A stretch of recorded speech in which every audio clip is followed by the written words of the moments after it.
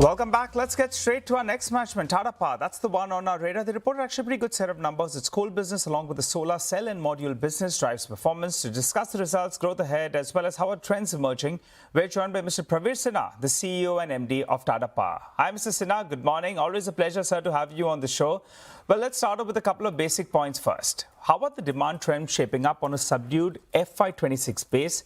What are you penciling in terms of growth for FY27? And how are the trends in quarter two? Good morning. Such a pleasure to be on your show. I think the power demand this year has gone up. In May, we saw an increase of nearly 11%, and in June, more than 9%, 9.8% actually. So there is a huge demand of power, and especially with the rains missing the timeline. I do believe that the whole year we will have a good demand of power. The good news is that all over the country, capacity adds have taken place, and that is able to meet the peak requirement, and also the sustained requirement which we are seeing is in the more in 260 to 270 gigawatts. So I think it's good news for us. All our operations, generation, transmission, distribution are doing it very good, and including our renewable portfolio. So good place to be in the sector at this time of the business. Yeah. Okay, got it. All right. Do you want to put a number to that though, in terms of what kind of demand growth you're working with? We are definitely looking in the 6 to 7% for the whole year. Got it. All right. And now the Mundra issues are largely resolved. Gujarat's on board. When will the rest of the states sign the SPPAs? So we are in very advanced stage of discussions with the other 4 states. 3 of them, actually, the cabinet notes are getting ready, and hopefully within August, we should be able to conclude on them. And we expect the 4th one to happen in September. So I think everyone is on board. Everyone wants to go ahead, and they are already taking power under Section 11, but with the tariff under SPPA. So they have already availing the benefit of the SPPA. Mr. Sinha, hi, good morning. Could you talk to us a little bit about what's happening with the UP Discom privatization process? Is there still interest? Has interest fizzled out? Where is the process at? So I would say it's not fizzled out, but it is stalled at present. UP goes into elections next year in February, March, and I think they will hold this till the elections are over. And I do expect that UP will go off the block. Also, there is a lot of interest which is being shown by a few of the other states, including on the parallel licensing, and Government of India is very keen to take it forward.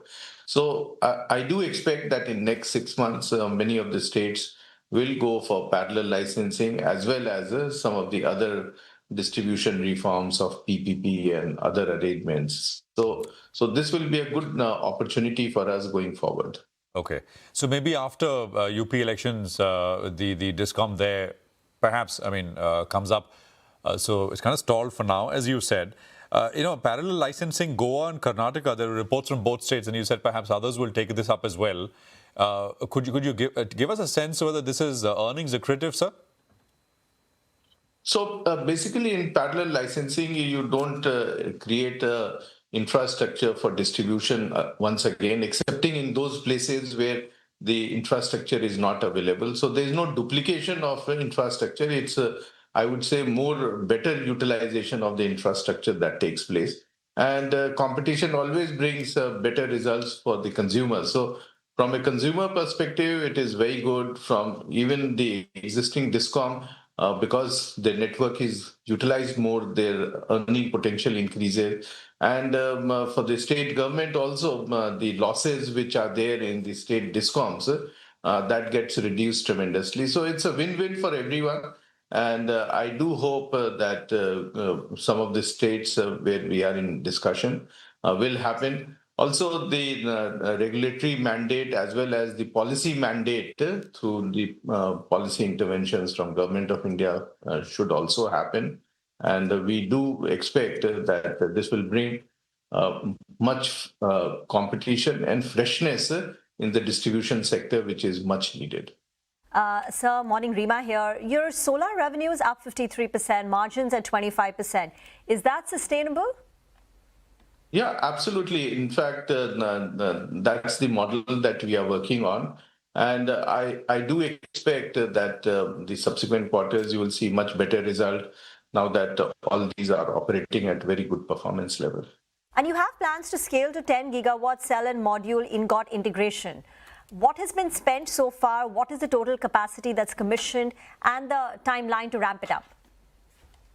So we have the 4.3 gigawatt cell and module plant, which is operating at very good capacity. And we have seen in the last quarter, for the first time, it crossed in one quarter 1 gigawatt of manufacturing of module. We expect this pace to continue because now the plant is fully ramped up and is working at the highest efficiency levels. We don't have plans to add the cell and module capacity because there is already overcapacity in the country.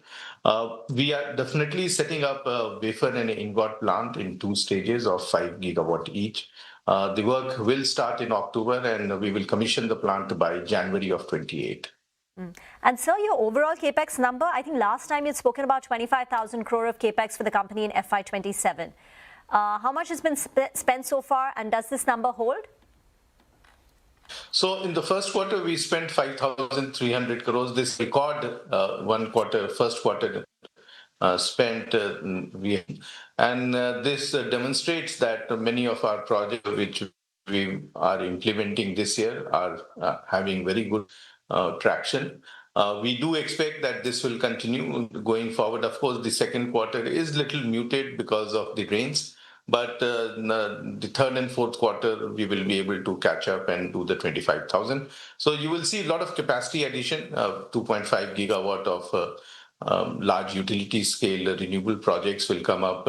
Apart from that, the transmission lines and the distribution business and the Mumbai transmission will happen. So we are very confident of achieving these numbers. Sir, and on the Mundra, you spoke about how 3 states you're likely to sign on by August and perhaps the 4th one by September. So once this, cost pass-through framework kicks in with all these other additional states, what would the profitability of Mundra look like? So we will be in virtually quids on this because the arrangement is that the coal is a pass-through and all the other costs will be on actual basis so that it is cost reflective. So it's not that we'll make profit on that, but we'll not make loss also in Mundra. Mr. Sinha, sorry, just a out of the box question on plans to, as far as should I say the nuclear opportunity, right? The bill has been passed. Is the group thinking of it in a serious way? We've had this chat before. I mean, long back. Anything moving there? Yeah, I think we have been in very advanced discussions with both Department of Atomic Energy as well as NPCIL. And we are waiting for the rules to come in which the licensing conditions and licensing requirements and also how the fuel tie-up will take place. Meanwhile, our discussions are going with NPCIL in terms of the type of technology support they will provide.